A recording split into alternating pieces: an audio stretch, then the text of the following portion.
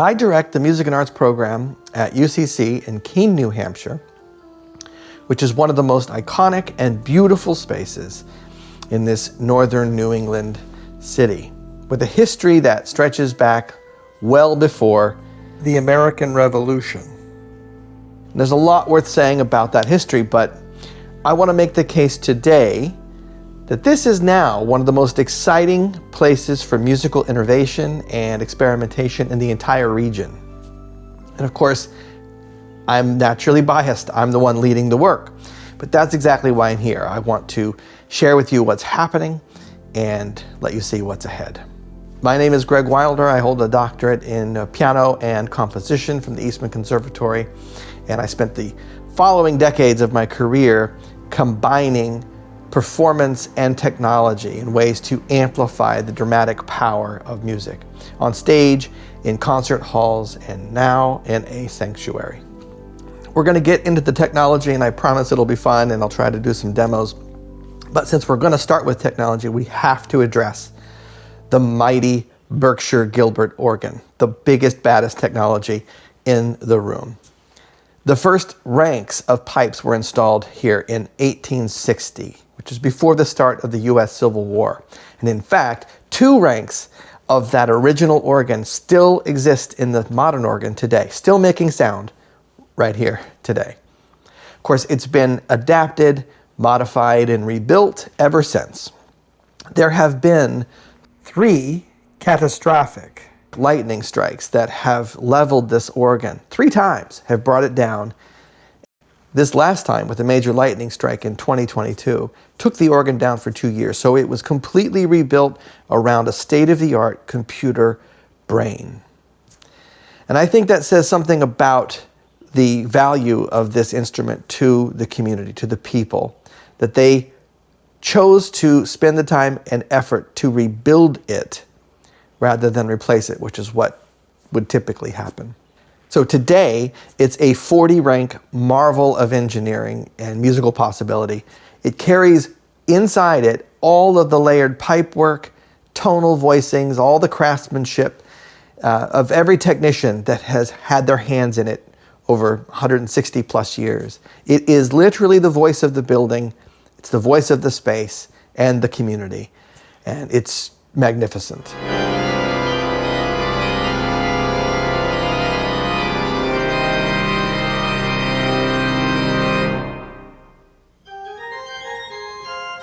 So you can imagine how the challenges of making any changes surrounding this instrument are many. Whatever I'm hoping to introduce needs to feel invisible to the space. It needs to be historically sensitive and architecturally respectful. It needs to function as a truly integrated part of this mighty organ. And it needs to be able to disappear quickly so that the space can return to its original state in just a few minutes, or just for anyone who wants to approach the electro-pneumatic organ in a traditional sense. But for me, as a composer and as the music and arts director in this space, we're dealing with a choir, we're dealing with featured soloists of all types, and an increasingly wide range of musical styles. So the system has to be a platform for creation, a grounding upon which we can invent and be flexible. It needs to be capable of everything from a warm, enveloping presence to a wild spectacle in cases of dramatic celebration. As I mentioned, my training is in the conservatory, but I spent the following decades developing and inventing music technology.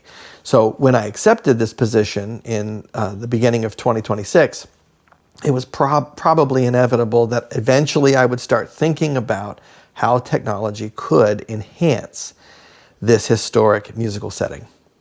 So after many months of experimentation and patience from the congregation, this is what I've come up with. So just this last week, I finished installing a 7-speaker system, 6 full range and 1 subwoofer. And this is all sitting in the upper balcony surrounding the listeners below. But the musically interesting question is, what do you feed each of the speakers? How will they work together to create the right emotional musical impact. So I've tuned the system to sound uniform throughout the sanctuary. Even so, when the organ is playing, which by the way is by far the loudest voice in the room, always, and the system is supporting it, the effect is something pretty unexpected, actually. There's a sense of an emanating, immersive instrument that surrounds you from every direction.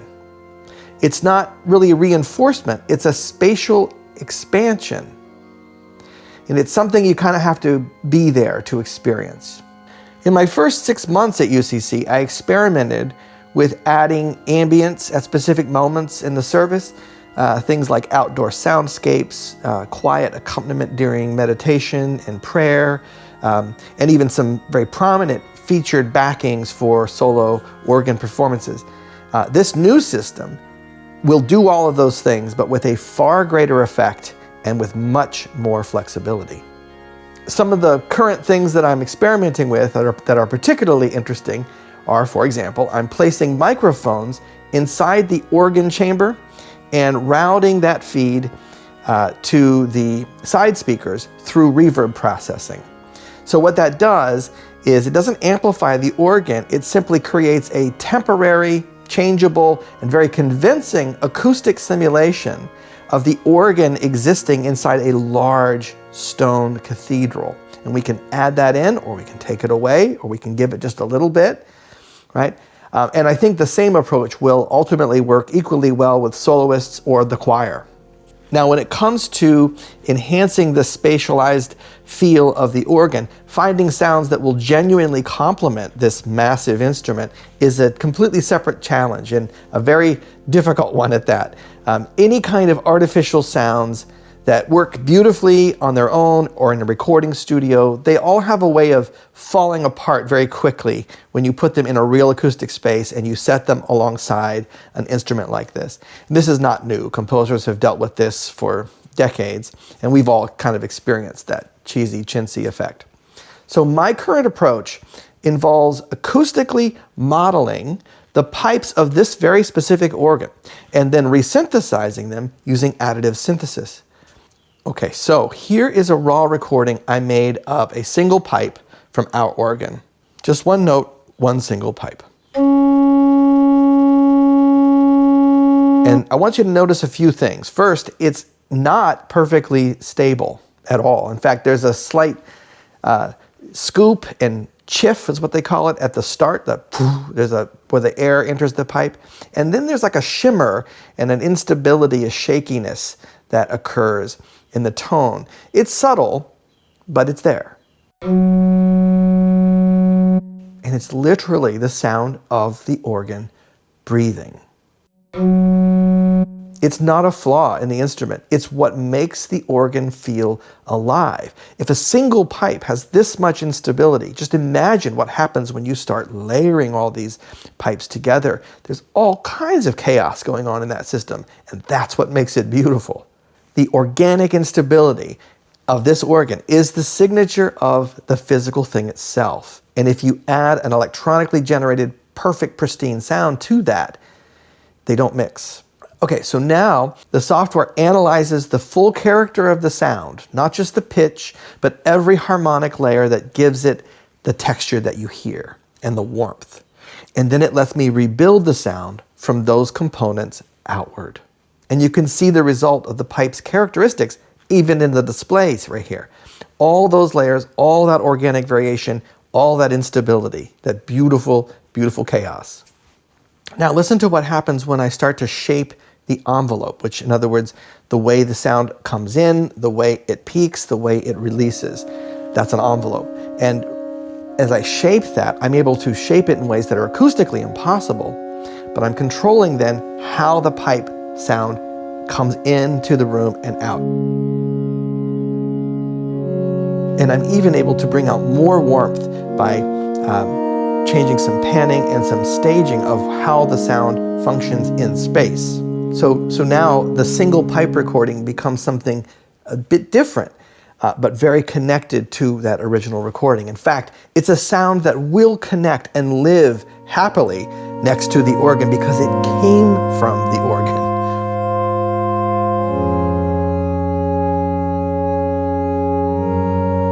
This new sound is literally a direct descendant of the original because it is based in the acoustic DNA of that 160-year-old pipe. And when it's diffused through that 7-speaker system in the sanctuary, the effect, well, you have to be there. You have to be there to hear it.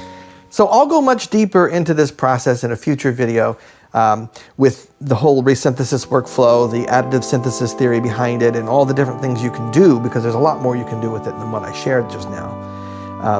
And I'll go into more detail as I build out the palette for this instrument. But today I just wanted to share with you the difference between technology that's being added to an organ and the way an organ can be extended through technology, and frankly, how the space itself can be expanded.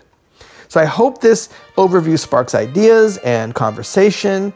As I've mentioned before, the sound of this space and what we're doing in the space, it's not something we can really capture on YouTube. You've got to, if you want to hear what it is doing, you've got to be in the room. So come and find us.